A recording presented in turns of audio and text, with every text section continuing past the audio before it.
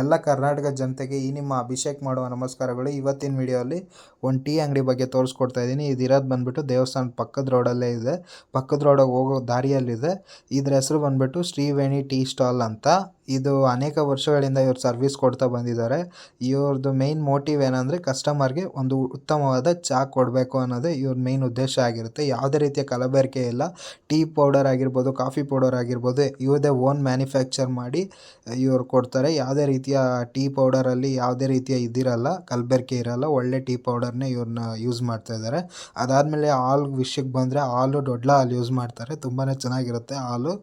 ಇವರು ಬೆಂಗಳೂರಲ್ಲಿ ITL ಕೆಲಸ ಮಾಡ್ತಾಯಿದ್ರು. ಅದನ್ನು ಬಿಟ್ಟು ಇವ್ರದ್ದೇ ಓನ್ ಬಿಸ್ನೆಸ್ ಮಾಡಬೇಕು ಅಂದ್ಬಿಟ್ಟು ಸುಮಾರು 5 ವರ್ಷದಿಂದ ಈ ಬಿಸ್ನೆಸ್ ಮಾಡ್ತಾಯಿದ್ದಾರೆ. ಇವ್ರದ್ದು ಶಾಪ್ ಓಪನಿಂಗ್ ಟೈಮಿಂಗ್ಸ್ ಬಂದುಬಿಟ್ಟು 3 AM ಮಾರ್ನಿಂಗಿಂದ ನೈಟ್ 10 PM ವರೆಗೂ ಇವ್ರದ್ದು ಓಪನ್ ಇರುತ್ತೆ. ಯಾವಾಗನ ಹೋಗಲಿ ನಿಮ್ಮ ಕಸ್ಟಮರ್ಗೆ ಒಳ್ಳೆ ಟೀ ಫ್ರೆಶ್ಶಾಗಿ ಪ್ರಿಪೇರ್ ಮಾಡಿಕೊಡ್ತಾರೆ. ಯಾವುದೇ ರೀತಿಯ ಮಾಡಿ ಇಕ್ಕೋದು ಏನೂ ಇಲ್ಲ.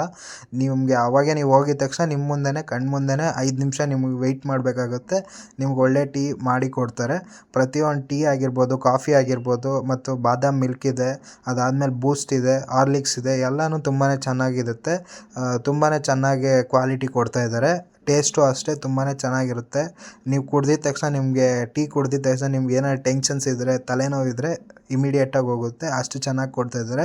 ಬಜೆಟ್ಟು ಕಡಿಮೆ, ಹಾಗಂತ ಕ್ವಾಲಿಟಿಯಲ್ಲಿ ಯಾವುದೇ ರೀತಿಯ ಕಾಂಪ್ರಮೈಸ್ ಇಲ್ಲ. ತುಂಬಾ ಚೆನ್ನಾಗಿತ್ತು ಕ್ವಾಲಿಟಿ ಅಂತೂ. ಮಿಲ್ಕ್ ಕ್ವಾಲಿಟಿ ಆಗಿರ್ಬೋದು ಎಲ್ಲನೂ ತುಂಬಾ ಚೆನ್ನಾಗಿತ್ತು. ನಾನಂತೂ ಹೋಗಿ ಟ್ರೈ ಮಾಡಿದೆ.